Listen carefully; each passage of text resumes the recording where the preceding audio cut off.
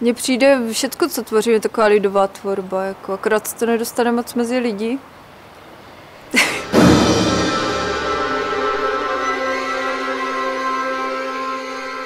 Show business se snaží dělat to, co takzvaně lidi chtějí. No, je to podlízání. Děláme hudbu, o které se domníváme, že je potřeba.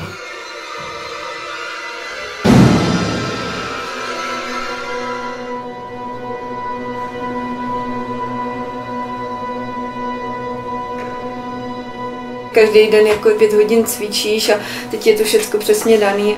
Jak dřeš do těla, jako do prstů, tak děláš méně práce, než když vlastně to pochopíš v hlavě a pak jdeš jenom za nějakým cílem. A budeš se cítit nervózní, až tam bude plný sál. A bude to muset ustát.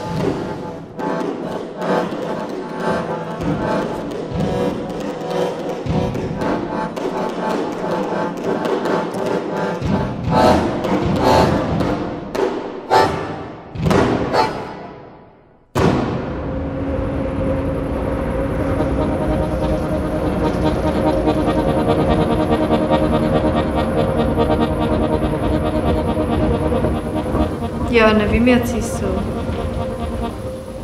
Já nevím, co oni očekávají a co vlastně bych měla hrát, aby se jim to líbilo. Já jenom můžu doufat, že oni budou akceptovat to, co se líbí mně.